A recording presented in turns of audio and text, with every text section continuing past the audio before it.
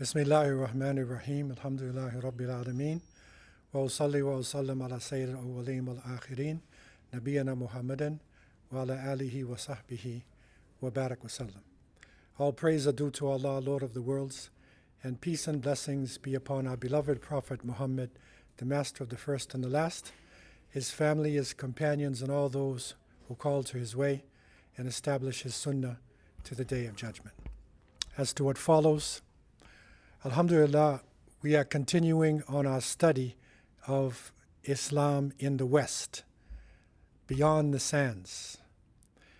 And this is one of the critical forms of study that Muslims need to do, because it is not based upon a secular curriculum, a European colonialist curriculum, but it is based upon centering ourselves not in Europe, which we learned was Eurocentrism, where you see Europe as the center of the world and Middle East and Far East, but to center ourselves in Mecca.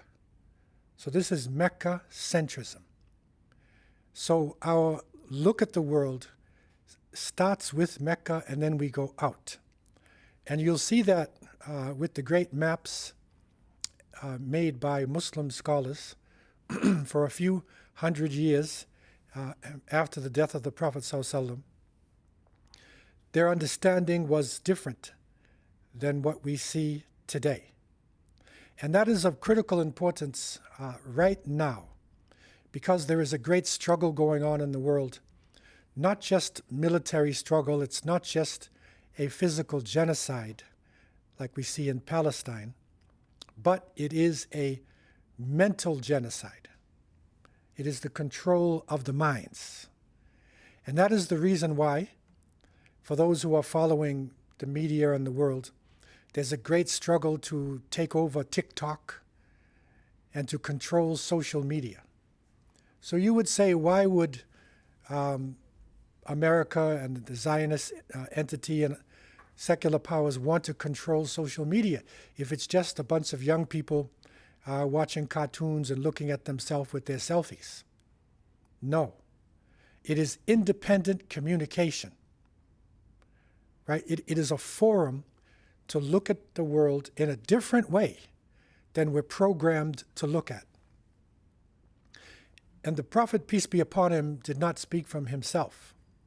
And in a tradition that we learned earlier, Prophet Muhammad ﷺ said, يَكُونُ فِي آخِرِ الزَّمَانِ دَجَّالُونَ كَذَّابُونَ يَأْتُونَكُمْ مِنَ الْأَحَادِيثِ بِمَا لَمْ تَسْمَعُوا أَنْتُمْ وَلَا آبَاؤُكُمْ فَإِيَّاكُمْ وَإِيَّاهُمْ لَا يُضِلُّونَكُمْ وَلَا يُفْتِنُونَكُمْ. The Prophet said, there will come near the end of time false prophets, great liars, and they will come to you with a type of speech that neither you nor your parents have ever heard of before. Beware of them. Beware that they put you into a fitna, which is a confusion, a trial, a test. And beware that they take you astray. So Sadaqa Rasulullah, it has happened now. And that is the reason why there's such a struggle for TikTok. Remember what the Prophet said, they will come to you with a type of speech. It's a type of communications that you nor your parents have ever heard of. So he's speaking about 7th century technologies, and there were great societies, there were amazing ways to communicate. But what is happening today brings this hadith even clearer to us, that the type of communication now, the control of the mind, this is a dangerous phenomena that we are in. And it's not just about AI and just about our technical information, but it is our minds. It is the way we look at the world. It's how you look at the world. And this is what we have been looking at with our study. And we began with some examples, like, for instance, the example of Christopher Columbus, right? And they say Columbus discovered America in 1492.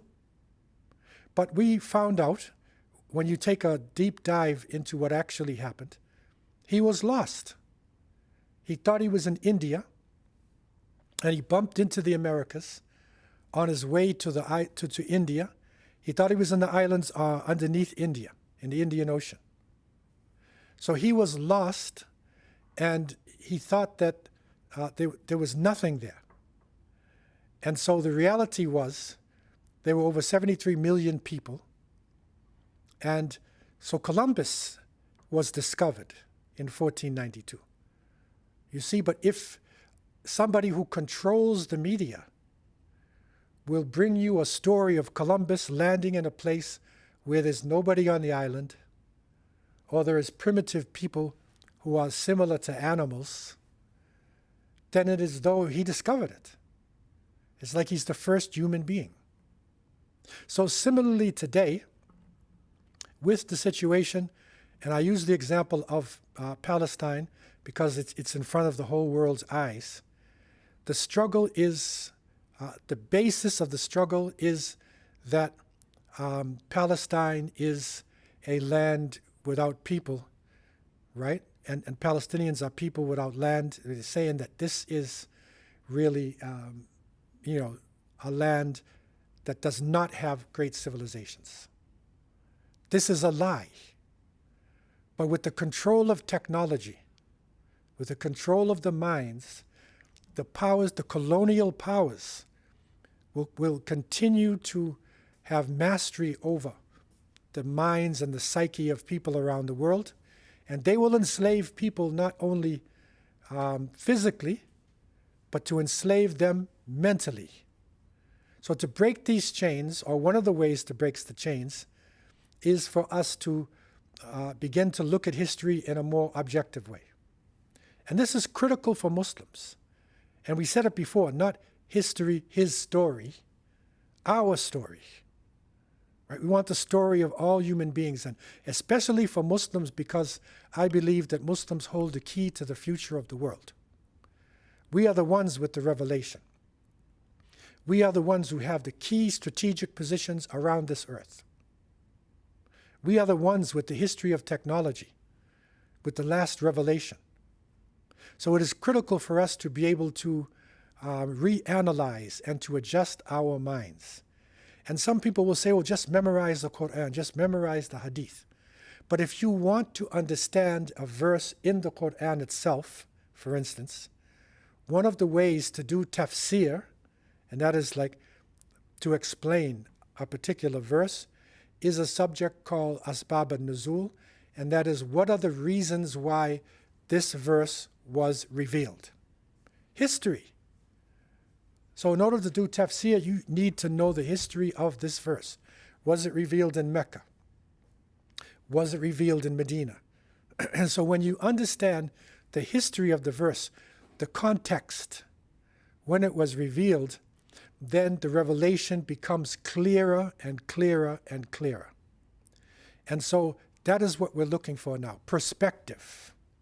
And that perspective is so important for Muslims, because if we look at ourselves as nations and tribes, ethnic groups, so people might say, well, the struggle in Palestine, that's an Arab problem. That's a Palestinian problem. The struggle in the Sudan, that's Sudanese, that's an African problem. The struggle with the Rohingya Muslims, well, that's, for the Rohingya people, that's in Myanmar, that's not us.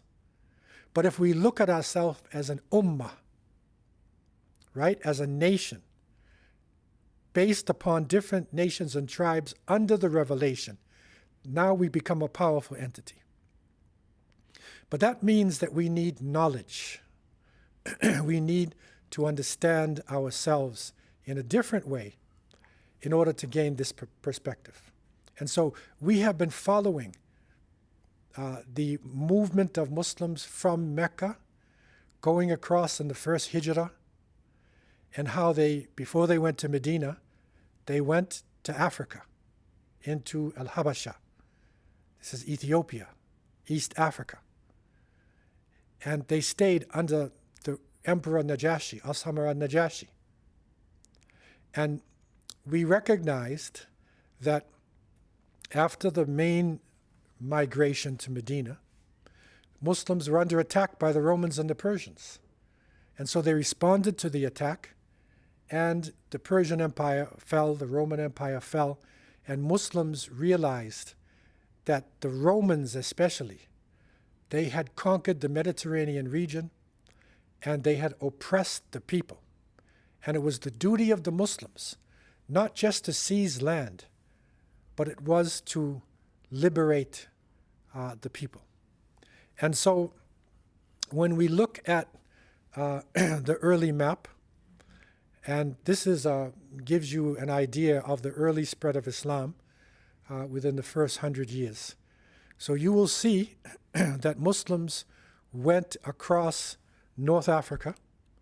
They went from Egypt into Algeria to Morocco, all the way to the Atlantic.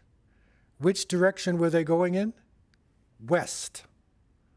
Okay, so now if we have a Meccacentric point of view, then the journey into Al-Habasha, and you can see the green that is down by the coastline of Eritrea and Ethiopia and Somalia, right, in that area. So that would be the near west. Okay, so it's west of Mecca. Then we go to the major part of the west, and that is what the Islamic historians called Al-Maghrib. So the term used for North Africa is Al-Maghrib. And Al-Maghrib in Arabic means the west. It's the western lands. So literally, our historians, our scholars, had a Mecca-centric way of looking at the world. So Muslims then rapidly spread across North Africa, taking away the property of the Romans. The people, for the most part, responded to them. There was some resistance. There were people who were on the side of the Romans, or they had their own understandings. But basically, rapidly Islam spread right across. And in 734, the Emir of Ifriqiya, now see, this is another one of those terms. Where is Ifriqiya? Again, this is our Mecca-centric point of view. Ifriqiya, we learned, meant Tunisia. So Ifriqiya, because it was based upon an ancient Berber Amazigh term, the Romans called it Ifrigo, and it was Arabicized to mean Ifriqiya. So at that time, Ifriqiya was that circled area on your map of what is now present-day Tunisia. Later on, it was Europeans. When Europeans had conquered many of the lands in Africa, they were looking for a term to use for the whole continent, because it's a huge continent. You can put China and India and Europe inside of Africa, and you still have space. So they arbitrarily took the word Ifriqiya, and they said, okay, we'll call the whole continent Africa. So really the basis of even the word Africa is from Arabic. Okay, but the Emir of Ifriqiya, Muslim leader, he started to send out trade missions. He learned from the local Amazigh people, the Berber people, that there was gold across the Sahara. But the Sahara Desert was a sea of sand. It's an ocean of sand. And so he began to send trade missions across with some of the caravans that had been traveling across from time immemorial. And they recognized that there were huge amounts of gold below the Sahara. So if you could make it below the Sahara Desert, and you'll see your arrows taking you across on your map, and you go down into the area of the Niger River, what is now known as the Niger River area, and just below it, there were huge gold mines. Okay? And so this is what we call today West Africa. And for many of the Muslims in parts of the Arab world, in Asia, Southeast Asia, they don't have an idea about West Africa or about Islam in West Africa. But there's a significant Islamic culture that developed in that part of the world, a detailed, complex Islamic culture, which if we understood would give us more respect for African Muslims in the same way we need to respect Bosnian Muslims, we need to respect Swahilis, Chinese Muslims. Okay, we need to know our histories. And so the Emir then made a major move, and he said, okay, there are certain trade routes. Let's dig wells along the traditional routes. So by digging wells, and with the well, because the Sahara Desert used to be a rainforest. So even though on the surface, with the temperature change, it turned into a desert, underneath it, there are lakes and springs of water. Because it used to be, over 1,000 years ago, it used to be a tropical rainforest. So if you can dig deep enough in the right place, you'll actually get fresh water.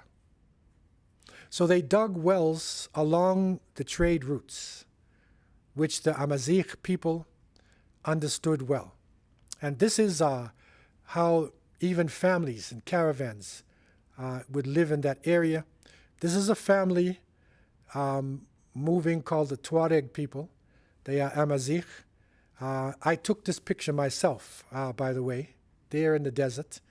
This is a family because they prefer to live in the desert than they live in cities. So they'll go out to a desert area and they'll set up their tents. And this is the lifestyle that they are living. But what these wells did was it revolutionized the trade.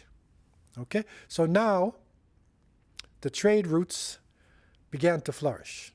Now, some of these trade routes, I want to give you an idea of the major highways. Okay, these are the major routes that are going across. So from Tripoli, which is now in Libya, there was a route that went to Ghadames and then down into Bilma and a place called Kanem Bornu. So this area down there was a flourishing society. It's now the countries of Chad and Niger. But this was a powerful society called Kanem Bornu. Okay, so this was a trade route going from north to south and south to north. The second one was from Qayrawan, which was in Tunisia as well. And it went to Tahert and down to a place called Tadmekka and then Gao. Okay, so Gao also became a very important place. Okay, the third one, major routes, it left from Fez, which is now Morocco, went to a place called Sijil Masa and then Oudagast, and then to a place called Kumbi Saleh. And this was an empire which was known as Ghana, not present-day Ghana, but it was the land of Ghana in historical times. Okay, so these are three of the major routes, and it was the Berbers, especially the Sanhaja. And this is an important group that we had looked at. We looked at this group before, the Sanhaja, and they would take you across the desert, and they would provide protection. So now, it's not just trade routes. There are Muslims now. So along with the movement of gold, south, north, and from north to south, there's leather, there's different products. Not only is this trade going, but also civilizations are connecting. Okay? Now, if for those of you who are avid historians and you want to go back into the history of West Africa, if you go back in the early times, you'll see that the most important works are actually written in Arabic, because Arabic was a language used by people throughout the world. And in the 8th century, one writer called Al-Fazari, Okay, so he wrote a book, and he talked about the kingdom of Ghana. Okay, and he called it the land of gold. And so also in 1068, an Andalusian geographer, remember Andalus is Spain and Portugal, in his book, Books and Roots, he gave a detailed picture of the trade and politics of the Western Sudan. So al-Bakri took it another stage. He didn't just talk about places, but he talked about the people themselves. What was actually happening in these areas? And he identified 3 powerful states. Okay? 3 powerful states. Now, this is information that many people, unless you're in a university or something, or unless you're from West Africa, many Muslims are not aware of this. But this is really important information. Okay, and so these 3 states was Ghana, Takror, and Gao. Now you remember Gao. Gao was, remember the trade routes. Okay, now what was it like? Let's look at Ghana first, because Ghana was really maybe the biggest at that time, in the early times. The capital of Ghana, it had, the king of Ghana was not a Muslim. Okay, so they believed in ancestors, and they had their own religions, nature-based religion. But the Muslims were the ones on the trade routes. And the Muslims, because of writing and speaking Arabic, they could connect Ghana, which was getting the gold from the south, to North Africa. Okay? So what the king did was, he said, we will have the official capital, and then we will establish a Muslim town. So the Muslims will live autonomous. So the Muslims lived in the society, and the non-Muslims lived in a certain area, different religions, but they were able to live together in harmony.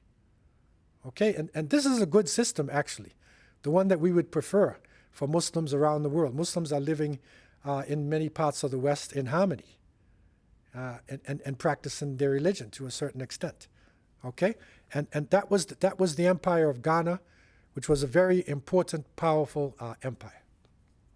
Now, what happened? In this empire, the Muslims were accountants, okay, scribes, because of Arabic was the lingua franca, okay? They translated. They were also advisors, so they could advise the king and the dominant class there. And so there was a mutual benefit. And they would allow the Muslims to live autonomously. So when you went into the Muslim section of town, there's no pigs running around. Women and men are dressed with elegant clothing.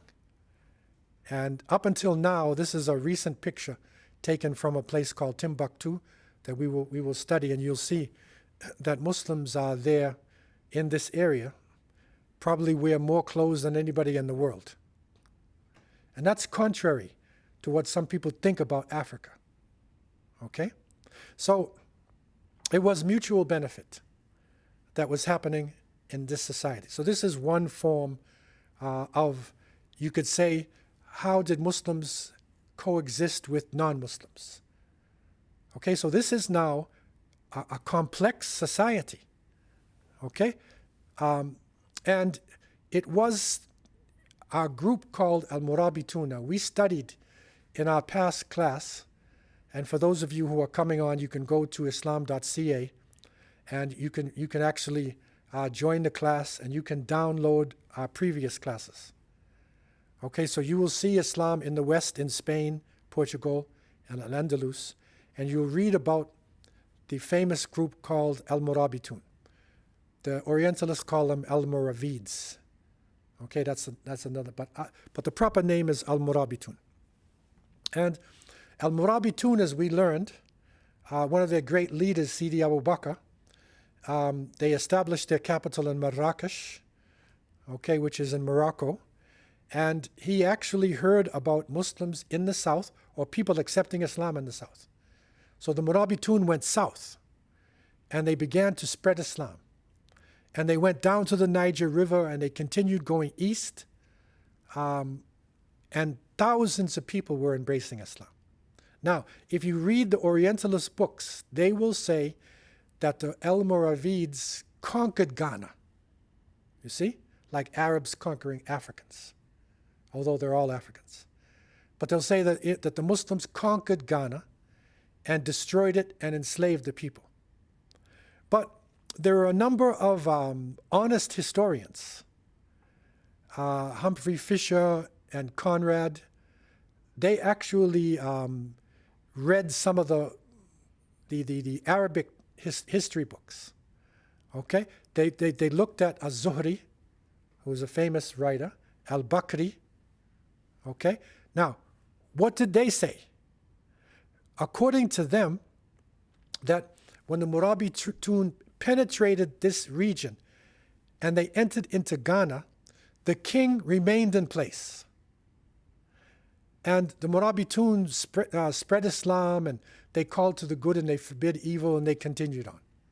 That's totally different than what the Orientalist secular writers would say, because they want to divide and conquer and give this wrong image. But our understanding, based on our sources, is that the Murabitun actually spread Islam, because otherwise, why would a non-Muslim king stay in power?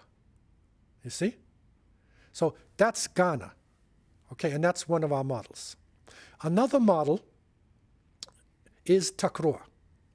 And Takrur was very early. It was one of the early places where Islam went. And by 1150, however, Al-Idrisi, who was another famous writer, he was living in Sicily, he talked about Takrur as a strong Islamic empire. And he said the ruler had become Muslim around 1040. Okay, so that's way back. And the people of Takrur, they were serious. So this was a group called Wolof, which is present-day Senegal. So Wolof Berbers, that's in the area of Takrur. And its king, Warajabi, okay, was a powerful king. And the model of Takrur was they demanded that Islam be practiced everywhere. So there's no compromise. This is a complete Islamic state. They allowed non-Muslims to live within the society. But you didn't have a Muslim area and a non-Muslim area. There were no pigs running around anywhere. But the non-Muslims could live. Okay? So this is a direct way of looking at it. Today they might call you an Islamist or fundamentalist or something like that. They'll give you a name, an extremist, just because you want to practice Islam. Okay? But this is in West Africa. Remember now, how much did you know about the level that they practiced? And these Takruri Muslims were some of the first West Africans to make Hajj. So therefore, in Mecca itself, there are even people up until today who have the name Takruriyun. Right? And the Arabs would even name most people coming from far West Africa as Takruris, because they were the first to be making Hajj. So they were literally going to Mecca as well. So that's a model. So you have one model which is where there's a compromise, and Muslims are living in a tolerant society, both coexisting. You have another one where Muslims totally dominate, but they allow non-Muslims to live there. Okay, and the third model is Gao. Okay, now Gao is described, the king of Gao, and remember that your trade route going down from the north, right? Gao became really rich city because the gold was being processed there. But the king of Gao, he accepted Islam, and his royal emblems were Islamic, but he didn't pressure the people themselves to accept Islam. So what was happening is you would have a type of mixed practice where you have people who would be Muslim on the outside, but on the inside they would be non-Muslims, mushrikeen, idol worshippers. The two systems sort of got mixed. And you find that up until today with Muslims, go to different parts of the world, you're going to see these models, right? You're going to see in some parts of the world where the Muslims say they want Islam completely. Look at the country, say for instance, Indonesia. So you have some parts of Indonesia where there's strictly Muslims in this area. You have another part where the people are Muslims, but when you look at their practices, they're involved in magic, they're in superstition, they have all types of things that are there that are pre-Islamic, but they're Muslims, so-called a name. So that's your mixed Islam. So you got these three models that are there coexisting. And it's interesting because al-Bakri actually is mentioning this to show us how complex that the practice of Islam was there in early West Africa. Okay? And you can use these models, those of you who are into history, because historians don't just take facts and figures. You have to look at trends. What comes out of this information? It's human existence, right? And so these are trends. And from these three trends, you'll see Islamic movements developing in West Africa up until today. And if you use these three as a model and go to other parts of the Muslim world, you see in many cases something similar. And you'll see different practices of Islam and different movements. Okay, so this is the early spread of Islam there. Now, with the trade routes, it is around the 13th century to the 16th century that a large empire developed. And this empire was called Mali. It's called Mali. And this is a map of the Empire of Mali. And you can see in the green, this is a West African map. And the dark blue was the Niger River. So you see the Niger River. So it's below the Niger River where you have your gold mines. Okay, and there's Kumbisale, that's where Ghana was. You see Gao. Okay, these areas were incorporated into the Mali Empire. So the Mali Empire begins with their leader, Sanjata Keita. He's a famous person in the Mali Empire. There's a country called Mali today in West Africa. But as you can see, the Mali Empire was bigger than just Mali. It incorporated Mauritania, Senegal, other areas as well. But in the classical story of Mali, Sanjata Keita, he was a nominal Muslim. Okay, so he was one of those Muslims who was, during the day he was an imam and making dua, and at night he was killing black chickens in the middle of the night and, doing spells, right? Magic, siha. He was doing at night. And he had a classic battle with a pagan mushrik idol worshipper called Sumanguru of the Susu people. And he defeated them, and he established the empire of Mali all along the Niger. And Mali, based upon their language, Mandinka language, it refers to the hippopotamus. Because the hippopotamus was the largest animal in the river. So, they looked at their empire as a huge hippopotamus. And so this is a picture of Mali, of the river itself in Mali. And you could say that, Egypt and Sudan is the gift of the Nile River, right? And you can say that Mali, that the Niger River, Mali is the gift of the Niger. Okay? That's the basis of the civilization. And so Mali transformed. And this is a picture of the Mali, of the river, how it goes in bends, and you'll see villages that are built along the river itself. Okay, so before it was a group of Mandinka. The people were called Mandinka or Malinke. And you had a lot of different ethnic groups that were living along this area there, the Niger River, okay? And it started to develop into a powerful society. Because remember that trade route is there, so there is literally wealth that is coming in, influence that is coming into this area. And so the Malian kings became really important people. This was a major empire. They became so important. Remember, this is Islam in the West, right? This is the West. It's West Africa. They became so important that from early times, they began to also make pilgrimage to Mecca.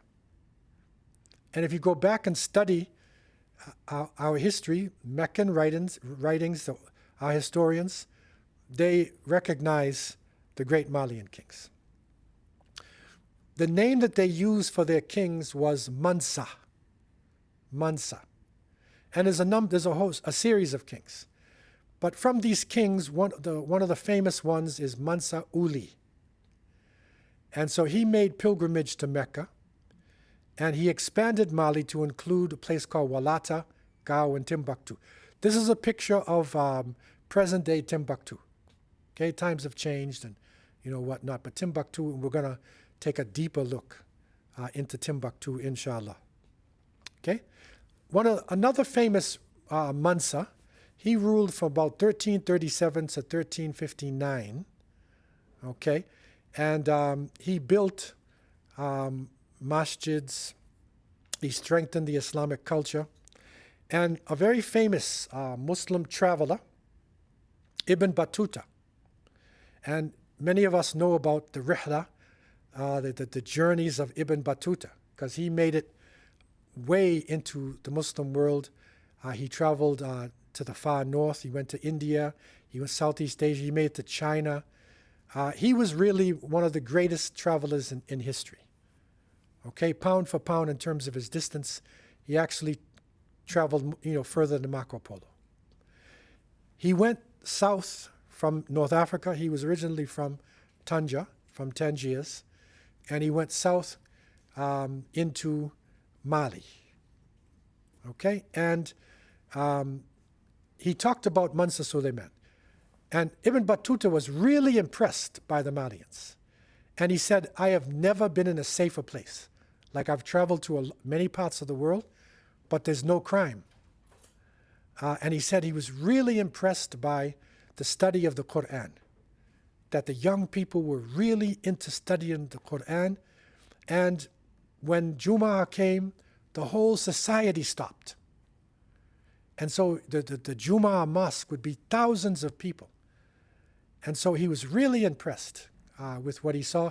And he wrote it into the Travels of Ibn Battuta. Those of you who have access to this, you can see the Travels of Ibn Battuta. Another famous leader of Mali, and this is the one who's the most famous to people today, and that is Mansa Musa. And Mansa Musa, in 1324, he made pilgrimage to Mecca, and he carried with him somewhere around 72,000 followers. Okay, so by that time, they were really powerful. And if you Google it, and I believe it is up until today, although everything's changing now, TikToks, everything's changing. Okay, so if you Google, put it in, who is the richest man that ever lived? Right, so it's not going to say Elon Musk. Okay, Bill Gates. It's not going to tell you about the Nizam of Hyderabad. What will it say? Mansa Musa. From Western Islam. Western Islam. Islam in the West. Pound for pound was the richest man who ever lived. Up until now, nobody can match the amount of gold. And inshallah, next class, we will be doing a deep dive into Mansa Musa. Because most people just know him by this information. But I want to bring you some information about Mansa Musa in next class that most people do not have access to. Okay, to understand more about Western Islam. So this is the great Mali Empire. you remember the theory of Ibn Khaldun that we spoke about, that unless Muslims are able to revive themselves, that after a period of time when too much wealth is there, corruption also comes. And so in the same way that we saw even the Murabitun, al-Muwahidun in Al-Andalus, after 100 years or so, they went up, they were gone down. It happened with the Empire of Mali as well. Okay, so this is the size of Mali. And next week we're going to look a little bit more into Mansa Musa. You'll learn more details about Mali and about Timbuktu in particular next week, inshallah, to know more about Western Islam, because it really gets deep. But what is important, I want to introduce to you today, and most people do not understand about another empire, and that was the empire of the Songai. And the Songai Empire, in the 15th and 16th century. So this empire, and again, this is West Africa, this is the size of this empire. This is a Muslim empire in West Africa. 15th and 16th century. How did this happen? If you look at the middle part of the Muslim world, we're talking about, Ottomans, the Ottoman times. Nobody knows about what's happening in Africa. Okay? This is the Songai Empire. What is important, at its peak, the Songai Empire could be considered one of the largest African empires in history. Okay, I'm not going to say the largest, because if you go back to ancient Egypt and you see the, 3,200 BC, so we're not, but it is one of the largest. This is a Muslim empire, and it covered an area of over 310,000 square miles. 800,000 kilometers was within this Muslim empire. It's twice the size of California. How many of you knew that this is ruled by Muslims in this part of the world? That's the Songai Empire. Sometimes they spell it Songai with an I at the end. You get both spellings. And one of the most important ruler in the beginning was Sunni Ali. He didn't found it, but he was a powerful ruler. Sunni Ali, he was called. And but his problem was, he was a powerful ruler, but remember the system of Gao. Remember your three trends. He went back to the original trends where you are, a Muslim during the day, and you are an Obeah man, you're a Sahir, magician at night. And so he was Sunni, you can call himself Sunni and Ali, okay? But he honored the traditional religion taught to him by his mother, these are the Dendi people, okay? And he wanted to enforce both. But the scholars of Islam would not allow him to do this. And so he became a tyrant. He was a powerful leader, but he was known as a tyrannical leader. Okay, because he wouldn't allow the scholars to express themselves in the proper way. And so a struggle went on within the society, complex society. Eventually Sunni Ali, was succeeded by probably the greatest ruler of the Songai Empire, and this is Askia Muhammad Touré. Askia Muhammad Touré. And he organized the territories, he conquered more area, he extended it, and he developed a full-time army of warriors. And Songais was so powerful that the Ottoman Turks, Mamluks, recognized the Songai. They recognized as one of the powers of the world. Okay, and they even would send students to study in Egypt and in North Africa. Powerful empire. This is Western Islam again, right? And so Askia Muhammad Touré, and he is known He opened religious schools. He constructed masjids. He opened his court to scholars and poets. He was different than Sunni Ali. Okay? And he invited scholars. So scholars came to Songai from Mecca, from Damascus, from North Africa, even from Europe. Scholars came down. His own children, he put them in Islamic schools. But one of the things that he did, this could be to his advantage, or some say his disadvantage, he did not enforce Islam on the people. So remember this, that Gao model was that you have the elites and the rulers are Muslims, the soldiers are Muslims, but the masses of the people, he didn't pressurize them. Now that, and some people say that's the same thing like in India. When the Mughals are in India, they ruled India, but they really did not pressurize the Hindus to accept Islam. That is good in a way because we're not supposed to do that. La ikraha fi din. But then it can turn against you as well if you're not strong enough in the dawah. But he was a very wise person, very wise ruler. This is how they build the area where his tomb is there in Gao. Gao is still there up until today. Okay, and so he's also famous because he made Hajj to Mecca as well. Okay, so not just Mansa Musa. This is from Songai. And he carried gold with him as well because Gao was a center of the gold trade. And as he moved, he donated in charity. He gave gifts to people all along the routes. In Mecca, he was giving gifts to the people. And they write about him in Mecca. He was famous in the history. And in Cairo, the Egyptian scholars wrote about Askia Muhammad Touré and what he did.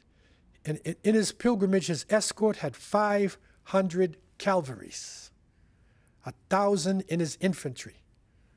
Okay, and he actually carried with him 300,000 pieces of gold. So this is another person who was so powerful, he actually starts changing the economy of all the countries that he reaches, right? This is West African Islam. Okay? And so this is a powerful ruler. And within his society, he started to make changes. So when he was returning from his Hajj, he established centers of learning, built masjids. He recruited Muslim scholars from Egypt, from Morocco, and he even went to Timbuktu, and we're going to talk about Timbuktu next week, inshallah. And they taught at the Sankore Mosque. This is a picture of what is left of part of the Sankore Mosque in Timbuktu in Mali. And he was especially interested in astronomy, and he actually built observatories. So they had observatories as well in the Songai Empire. So this is now a complex Muslim society, and they were powerful. Again, when you think of African Muslims, some people say, well, Africa, they were slaves, and they're conquered by the Arabs, and they never did anything. All they could do was call the adhan, right? Okay, this is West African Islam. The Songai Empire, their army, they were dominated by heavy cavalry, mounted knights, and they were actually outfitted with chain mail and helmets. So their armies could rival the armies of medieval Europeans, also the Ottomans, the Mongols, right? They could rival people in these areas. And the infantry was made up of primarily of free men and also captives of war. Okay, swords, arrows, copper or leather shields. Okay, it was an amazing army. And in the Battle of Tondibi, the Songai army consisted of 30,000 infantry and 10,000 cavalry.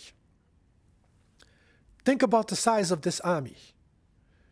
This can rival some of the Mongol armies that actually came and conquered, sections of the Muslim world. This can rival the Mamluks, the Crusaders. Okay, this is West African Islam. And this is artist conception, and even people trying to, bring it out. Look at this chain mail. You got 10,000 people, 10,000 cavalrymen like this. Think about this. And so this chainmail, you try to stab it, doesn't go through. And his horse is covered. So this was serious. These are the Songai warriors.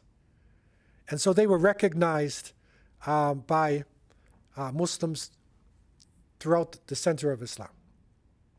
Askia Muhammad also centralized his administration.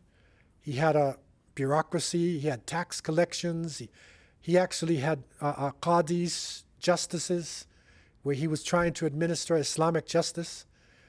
He built canals, enhanced agriculture, right? He increased the trade, and he introduced a system of weights and measures.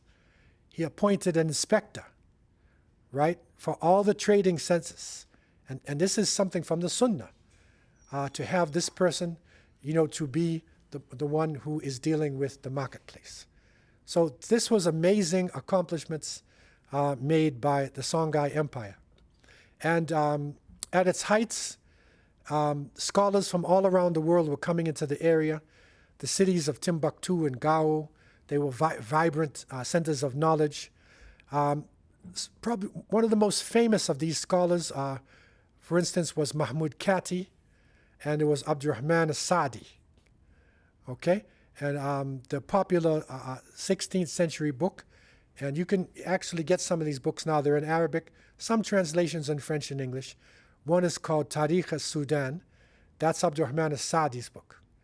And there's another one called Tarikh al-Fattash. Okay, so this is al-Kati's book. So these are complex history books. So this is not just oral traditions. This is not just mythology. This is well-recorded history to show the level that the Songai people had reached in West African Islam.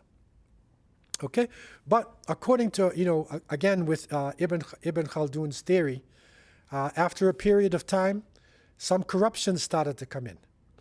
And the Songai Empire, went down after a period of time.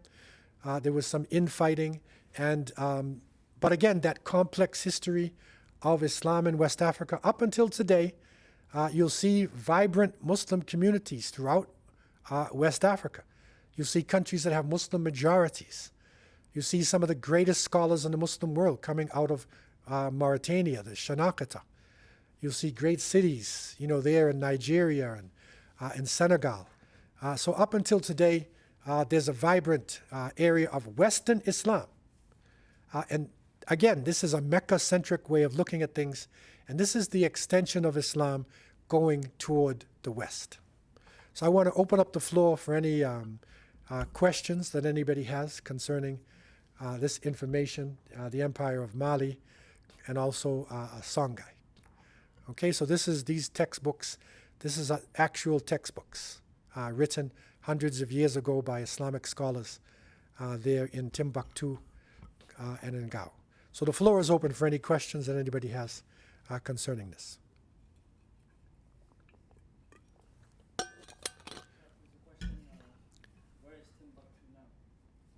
So Timbuktu now is in the country called Mali. And inshallah next week, I'm going to devote some time to Mansa Musa, so you know more about his life and his journey, and then also Timbuktu itself.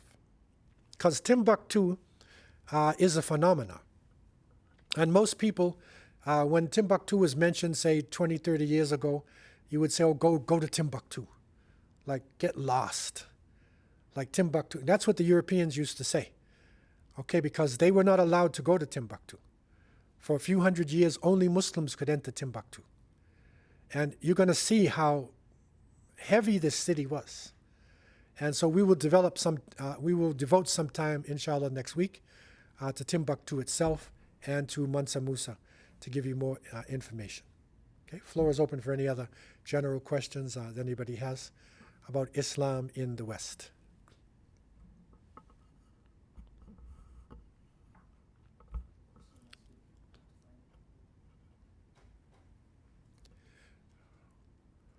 There was a question from last week, I think, as well, that had come up. one of the strange things that I found, and this is changing because of social media, but before social media, and to a certain extent even still, if you go back to the 70s and 80s, and you get maps of the Muslim world, the map would stop with North Africa. Okay, as though below the Sahara, you don't have Muslims. And so many Muslims coming from India and Pakistan or the Arab world or Indonesia didn't recognize the depth of Islam there, even amongst the Turks. In Turkey, and I remember watching one of the Turkish films, and is talking about Sultan Abdul Hamid, who was a great Turkish leader. And one of the members of his family had committed some crimes and done wrong, and so they were going to banish this woman. And so they said, we're going to send you to Timbuktu. We're going to send you to this area. And she cried, please don't send me there. As though if you were sent to this area, you're being sent to the moon. Okay, and again, this is because of lack of information that people have about the area and the level of the civilizations in that region.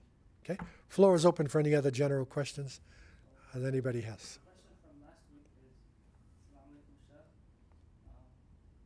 How did this affect the rest of Europe and other parts of the world? So it's a continuation from last week's discussion of Islamic capacity. Yes, so we're going to see how it affects.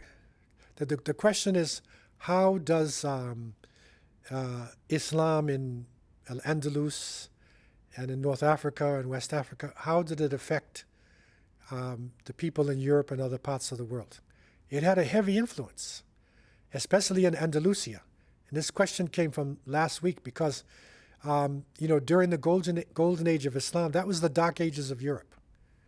And so you have to realize that because of the Murabitun, who actually took Islam to West Africa, the West African Muslims are connected with North African Muslims and with Andalusian Muslims, what was formerly Portugal and Spain. And you'll see up until today, very similar culture. In terms of fiqh, Islamic jurisprudence, the North African, West African Muslims are Maliki. It's Maliki fiqh. You'll see in their clothing and even in their food, in many other ways, there's some unity in their cultures because at one point there was a brisk trade going all the way through. So as we learned today about scholars like Al-Bakri, and we learned about Andalusian scholars who are talking to you about West Africa. How is that possible? Right? Because it's influencing the North. And next week, inshallah, when you look at Mansa Musa, I'm going to show you how Mansa Musa, what he did actually caused an international crisis in the Mediterranean. How this West African scholar caused a major economic crisis throughout Mediterranean and parts of Europe. Okay, it's the same way when you have major economic crises today, with your interest rates and whatnot. A West African scholar, ruler, actually did this, and I will show you how what Mansa Musa and his influence. This is West African Muslims, and how it influenced the world. It's only with narrow-minded, secular colonial culture that we were put into nations and tribes. So when you study your country, if you come from Pakistan, if you come from Indonesia, if you come from Egypt, then you study your history. You don't study the history of other Muslims. So you don't know about your brothers and sisters. You don't know about the interconnectedness that we have. This is why studies like this are so important. And our framework, our minds have to change. And that's going to be critical for Muslims today in the world because you can see now the way the world is going, the rules-based order is falling apart. The borderlines between so-called Muslim countries, Lebanon, Syria, Palestine, Sykes-Picot Agreement of the British, these are all artificial lines that were drawn by colonial powers.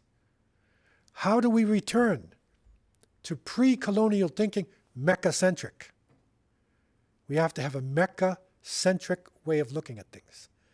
So this is a revolution in our thinking that has to influence our universities, our high schools, up and down, up to our children. Have to think like this in order for us to be able to develop a new world to live in. Otherwise, there'll be another colonial system, what you could call neo-colonial system, like what they want to do, to the Palestinian people. And what they want to do to the Palestinian people is a type of genocide like what happened to the indigenous people here in Canada and the West.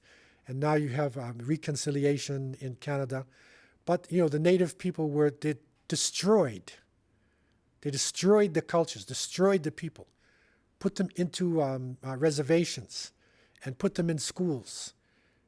And now, up until now in the reservations, you have lead poisoning and you have, there's no reparations. So that's what they want to do to the Palestinians as well. And so 100 years later, there'll be a special day where we say, we're so sorry, Palestinians. This cannot happen again. But it starts with the mind. The minds have to change. Otherwise, colonialism continues. So floor is open for any questions that anybody may have. I do have one question. Yeah. Earlier, you started off the lecture by saying that how the social media and everything is sort of a mental genocide for us nowadays. What can we do to open and sharpen our minds as a Muslim? Yeah. The question is, with social media having such a control over our minds, what can we do as a Muslim? Number one, we need to learn how to use social media properly. But at the same time, we have to not use social media for everything. Do not use AI for everything. We're forgetting that we have our own literature. You have to learn to go into your languages, Arabic, Urdu, Kiswahili, and read our texts from our scholars. It doesn't have to be what comes over social media. There's nothing wrong with learning how to read, right? Sit down with a book. That's not influenced by your AI. Go back to the sources.